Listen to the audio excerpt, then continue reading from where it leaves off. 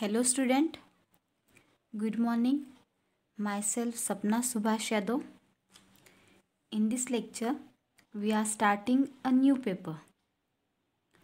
Advanced Discrete Mathematics First. This is an optional paper for MSc first year, same first. In this paper, we have 5 units, and this is our first lecture on this paper. We have started unit 3. That's name is lattice theory.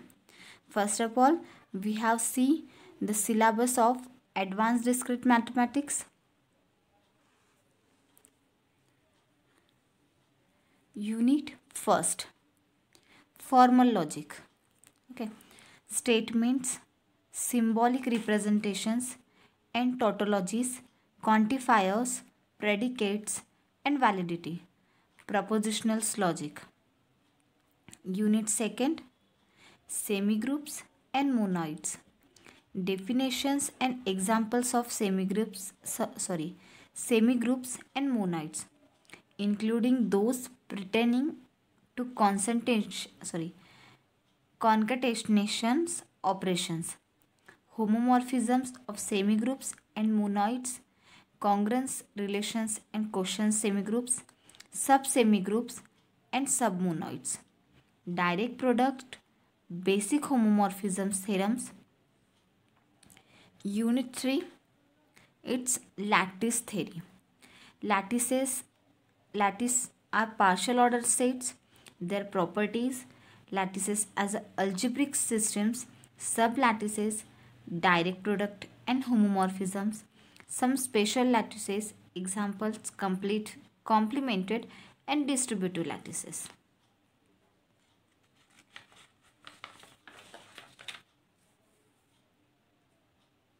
Unit 4 is a Boolean algebras.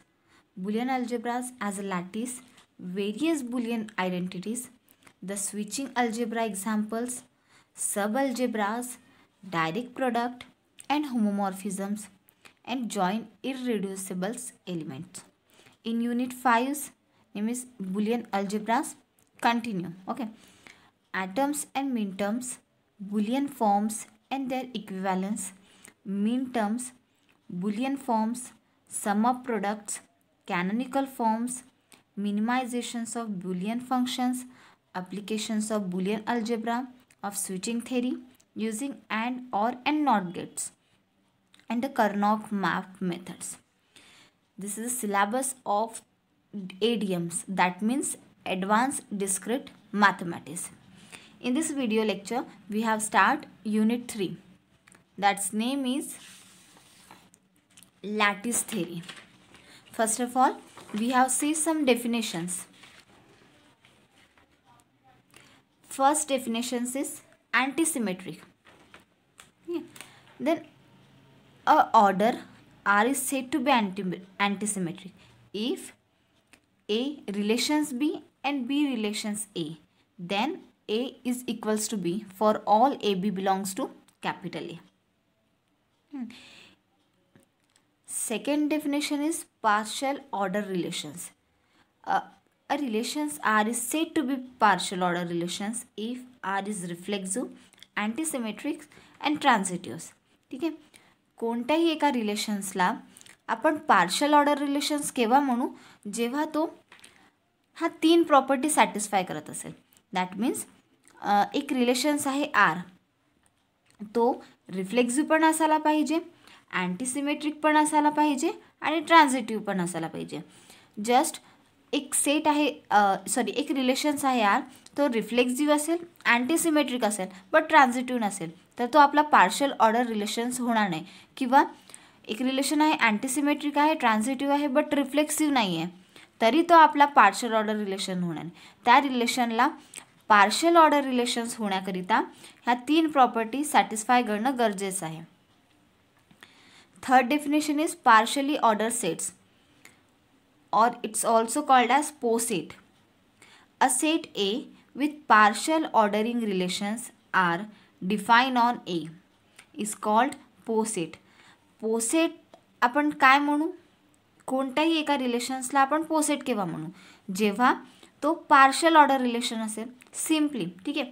एक relation आहे त्याला म्हणजे त्याला पोसेट केव्हा म्हणू, जेव्हा तो partial order relations आहे. आणि पार्शल ऑर्डर रिलेशन्स केव्हा म्हणू शकतो, जेव्हा तो 3 प्रॉपर्टी सॅटिस्फाय करेल. म्हणजे कोणत्याही एका पोसेटला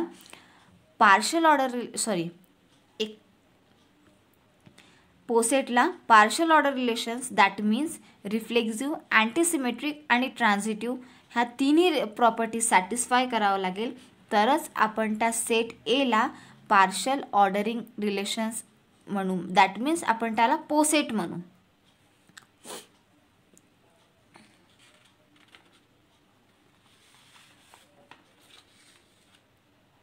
नेक्स्ट डेफिनेशन्स आहे लोअर बाउंड. आता लोअर बाउंड आहे म्हणजे काहीतरी लोअर किंवा काहीतरी खाली असणार, ठीक आहे. दॅट मीन्स लेट एल हा जो सिम्बॉल आहे तो आपल्याला रिलेशनबद्दल सांगते. एलचं रिलेशन्स हा काय, हा एक पोसेट आहे आणि एच काय, हा सबसेट आहे एलचा. And element k belongs to L is a lower bound of H. ते म्हणतात की जो के आहे आणि एल आहे तो काय लोअर बाउंड आहे एचचा. If k is a less than or equals to h for all elements h belongs to H. एक एक्झाम्पल घेऊ आपण, ठीक आहे. एल आहे 1 2 3 4 5, जशा या डायग्राममध्ये दाखवलं की 1 2 3 4 अँड 5. एच काय 3 4 5 आहे. आपल्याला असे एलिमेंट्स बघायचे आहे जे या एच सोबत रिलेट करतात आणि याचे स्लोअर आहे. जर आपण बघितलं की 3च्या खाली कोण कोण आहे, ठीक आहे. 3च्या खाली आहे 1 आणि 2. या सेटमध्ये पण ते एलिमेंट्स आहे, तर आपण काय घेऊ, 1 आणि 2 हा काय झाला, त्याचा लोअर बॉन्ड झाला. नंतर 4च्या खाली पण कोण आहे, 2 आणि 1 आहे.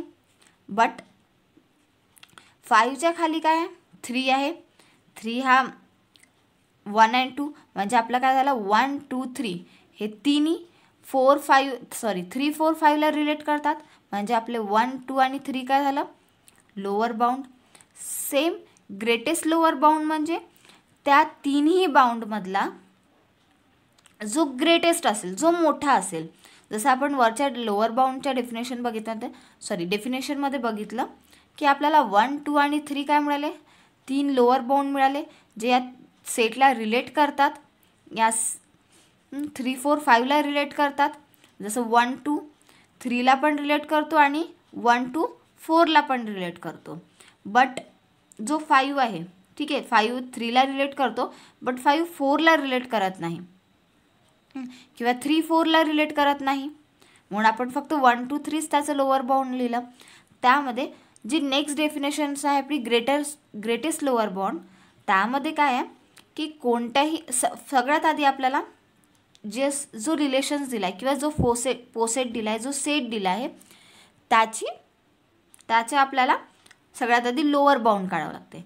लोअर बाउंड काढल्यानंतर त्या बाउंडमध्ये जो ग्रेटेस्ट असेल, ठीक आहे, जो ग्रेटेस्ट लोअर बाउंड असेल त्याची व्हॅल्यू म्हणजे एक डेफिनेशन, ठीक आहे. डेफिनेशन बघून घेऊ आधी. Let L is a relations be a poset and H is a subset L and element k belongs to L is the greatest lower bound of H. That is greatest lower bound ला आपण काय म्हणू शकतो, GLB. GLB means greatest lower bound. If यात पण condition आहे हा. First K is less than or equals to H for all H belongs to H. And second T is less than or equals to H for all H belongs to N. Then T is less than or equals to K. From the above example GLB. सगळ्यात आधी कोणत्याही set किंवा relation असेल त्याचं आधी lower bound find करा. आपण या एक्झाम्पलचं लोअर बाउंड फाउंड केलं, तर लोअर बाउंड किती आला आपला 1 2 3. त्याच लोअर बाउंडमधली जी ग्रेटेस्ट व्हॅल्यू आहे, आता यामधली जी कोणती ग्रेटेस्ट व्हॅल्यू आहे 3. दॅट मीन्स आपला जो ग्रेटेस्ट लोअर बाउंड आहे तो कोणता झाला 3. नेक्स्ट डेफिनेशन्स आहे upper bound. Let L less than be a poset as a subset L an element k belongs to L is the upper bound of H if H is less than or equals to k for all H belongs to H. L त्यांनी दिलाय, जसा इथे एक set दिला होता तसा set इथे पण दिलाय. H दिलाय, बट इथे H काय दिलाय 3 आणि 4. इथे H काय होतं 3 4 5, म्हणजे जे पण एलिमेंट आहे ते 3 4 5ला रिलेट करायला पाहिजे होते, बट इथे कशाला रिलेट करायला पाहिजे 3 आणि 4ला. डायग्राम सेमच आहे. तर 3 आणि 4ला अप्परमध्ये कोणते एलिमेंट रिलेट करतात, तर 3ला अप्परमध्ये कोणते एलिमेंट रिलेट करतात 5, आणि 4ला अप्परमध्ये कोणते एलिमेंट रिलेट करतात 5.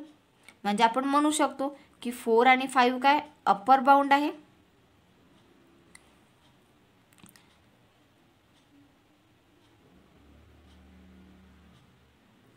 तर याचा अप्पर बाउंड काय होईल 4 आणि 5. सेम जसं आपण लोअर बाउंडसाठी ग्रेटेस्ट लोअर बाउंड फाइंड केलं तसंच तर याचा अप्पर बाउंड काय आला 4 आणि 5. नेक्स्ट डेफिनेशन्स आहे लिस्ट अप्पर बाउंड. कोणत्याही अप्पर बाउंडचा लिस्ट एलिमेंट काढायसाठी सगळ्यात आधी आपल्याला त्या अप्पर बाउंड त्या पोसेटचा किंवा त्या सेटचा अप्पर बाउंड माहिती असायला पाहिजे. ठीक आहे. लास्ट एक्झाम्पलमध्ये आपण अप्पर बाउंड फाइंड केला होता. Let L is a relations be a poset and H is a subset L and element k belongs to L is the least upper bound of H if H is less than or equals to T for all H belongs to H, then k is less than T. L हा set आहे, म्हणजे 3 4 5 याला म्हणजे याला relate करतात. ठीक आहे. आपण अप्पर बाउंड लास्ट एक्झाम्पलमध्ये फाइंड केला होता. सेम त्यामध्ये जो आपला अप्पर बाउंड आला त्यामध्ये आपला अप्पर बाउंड कोणता आला होता 4 आणि 5. त्यामधली जी लिस्ट व्हॅल्यू असेल 4 आणि 5 मधली लिस्ट व्हॅल्यू कोणती आहे 4, तर त्या सेटमधली जी लिस्ट व्हॅल्यू असेल तीच आपली लिस्ट अप्पर बाउंड होईल. लिस्ट अप्पर बाउंडला आपण LUB पण म्हणू शकतो. Next definition is lattice. A lattice is a partial order set L less than or equals to in which every pair of elements AB belongs to L has a GLB and LUB. कोणताही एक lattice आहे. ठीक आहे. तो सगळ्यात आधी partial order set असायला पाहिजे आणि त्या लॅटिसमधल्या प्रत्येक पेअर ऑफ एलिमेंटची, पेअर म्हणजे 2 एलिमेंट. ठीक आहे. प्रत्येक पेअर ऑफ एलिमेंटच्या प्रत्येक पेअर ऑफ एलिमेंटची एक तर ग्रेटेस्ट लोअर बाउंड असू द्या किंवा लिस्ट अप्पर बाउंड म्हणजे त्या प्रत्येक पेअरला GLB असेल किंवा LUB असेल तरच आपण त्याला म्हणू शकतो की तो एक लॅटिस आहे. GLB आणि LUB नसलं तर आपण त्याला लॅटिस म्हणणार नाही. जसं की GLB ऑफ AB हे कशाने डिनोट करू आपण A*B, याला आपण A प्रोडक्ट B म्हणू शकतो. आणि LUB A and B कशाने डिनोट करू आपण A+B, म्हणजे A सम B.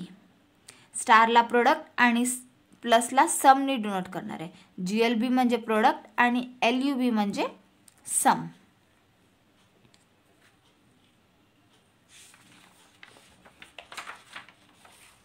आता काही प्रॉपर्टीज बघूया लॅटिसच्या.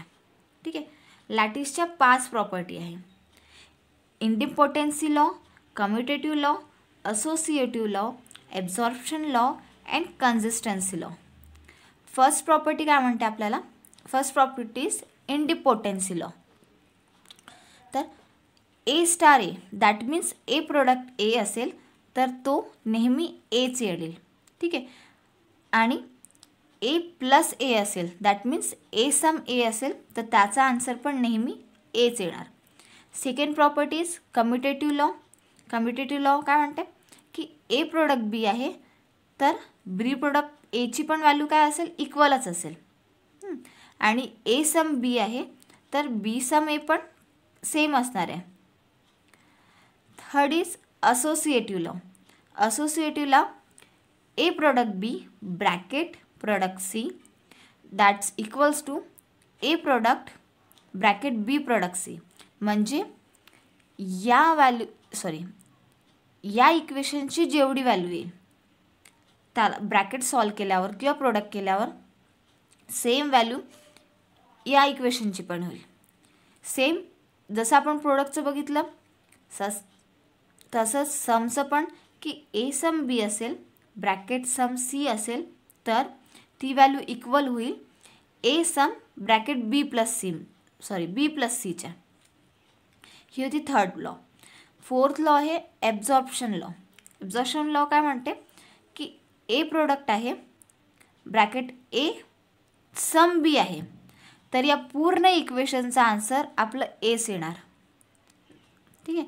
आणि ए सम आहे ब्रॅकेट ए प्रोडक्ट बी आहे तर त्या पूर्ण इक्वेशनचा आन्सर आपल्याला एच मिळेल. कन्सिस्टन्सी लॉ आहे. हा खूप कमी यूज होतो आपल्याला आपल्या आपल्या लेसनमध्ये किंवा लॅटिसचे जेव्हाही एक्झाम्पल किंवा थेरम सॉल्व करू तर हा खूप कमी यूज होतो. Consistency law. A is less than or equals to B if and only if A product B is equals to A if and only if A sum B equals to B. That means A हा less than or equals to B असेल केव्हा जेव्हा A product B हा equals to A असेल आणि A sum B हा equals to B असेल. ज्या आता आपण प्रॉपर्टीज ऑफ लॅटिस बघितल्या 5 प्रॉपर्ट्या त्या फाइंड कशा झाल्या किंवा त्यांचा आन्सर आपल्याला मिळालं कसं आहे ते बघूया. त्या प्रॉपर्टीजचे सोल्युशन्स.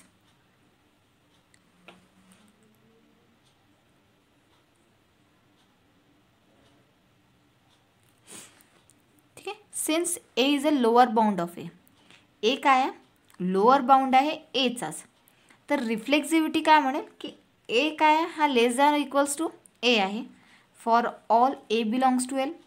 आपण आधीच डेफिनेशन्समध्ये बघितलं की ए प्रोडक्ट एला आपण नेहमी GLB म्हणू आणि ए सम एला नेहमी ELUB म्हणू.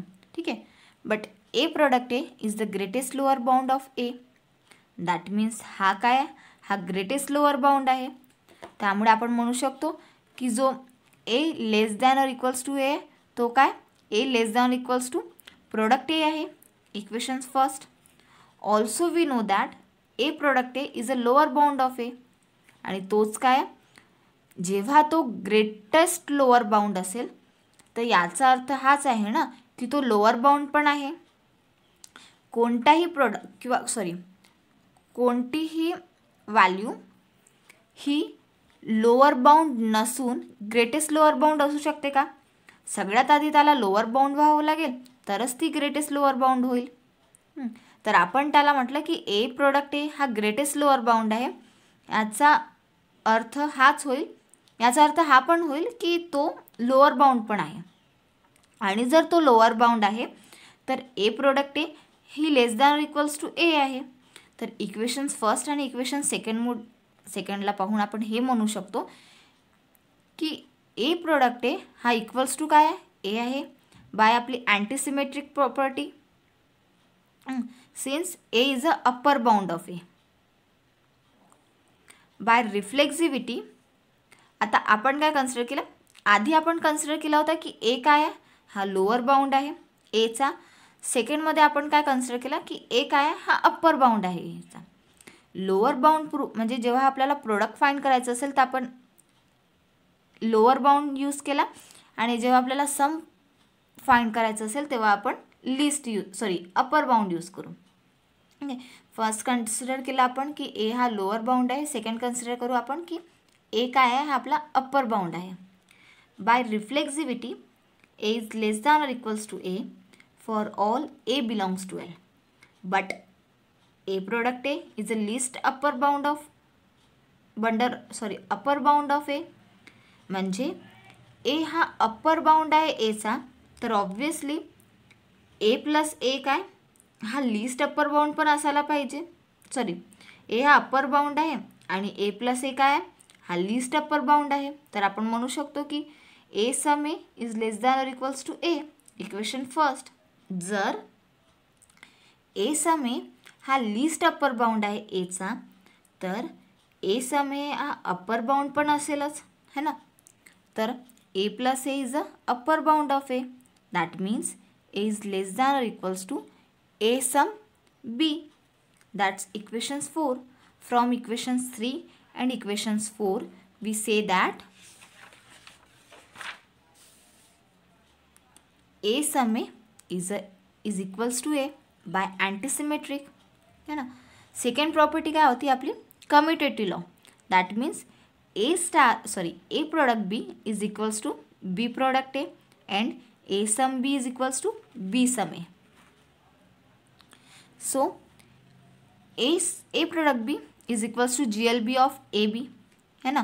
आपण डेफिनेशन्समध्येच बघितलं होतं लॅटिसच्या की आपण ए प्रोडक्ट बीला G L B of A B represent करू. That means greatest lower bound. आणि greatest lower bound of A B म्हटलं तर greatest lower bound of B A म्हटल्यावर जास्त फरक होणार आहे का नाही. तर आपण greatest lower bound of B एला आपण बी प्रोडक्ट ए लिहू शकतो. आणि हेच आपल्याला प्रूव्ह करायचं होतं की ए प्रोडक्ट बी आहे तर तो बी प्रोडक्ट ए पण असेलच. सेम समचं की ए सम बी आहे तर least upper bound of A B असेल आणि least upper bound of B A असल्यावरही जास्त फरक होणार आहे का नाही. आणि लिस्ट अप्पर बाउंडला आपण बी सम ए लिहू शकतो. Third property is associative law. Since L is a lattice. ठीक आहे, आपल्याला माहिती आहे की एल काय आहे हा एक लॅटिस आहे. Therefore G L B of A B that means A product B is exist. Let if you denote G L B means greatest lower bound of A B is equals to T. आपण त्याला टीने denote केलं आहे. That since C and T belongs to काय आहे L आहे आणि greatest lower bound of T C is exist. Let we denote greatest lower bound of T comma C is equals to D. आपण greatest lower bound of T आणि comma सीला D म्हटलं. That means D काय आहे हा less than T आहे आणि D less than C आहे. That is D is the lower bound of A product B and C की तो ए प्रोडक्ट बी आणि सीचा काय आहे लोअर बाउंड आहे. ठीक आहे. Since greatest lower bound of A B is equals to T is implies E less than or equals to C. Also E less than or equals to C therefore E less than or equals to D. कारण की D E काय lower bound आहे. Hence D is the G L greatest lower bound of A product B comma C. That is A product B bracket product C is equals to D.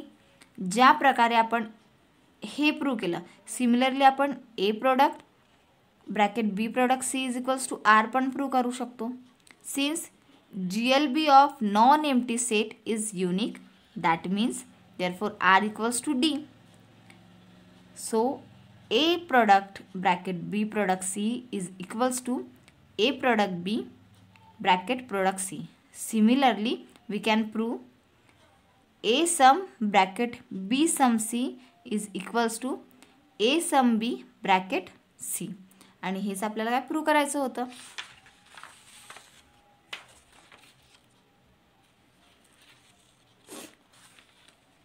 Last property बघू. Last property is absorption law. ठीक है. By reflexivity we say that A is less than or equals to A for all A belongs to L.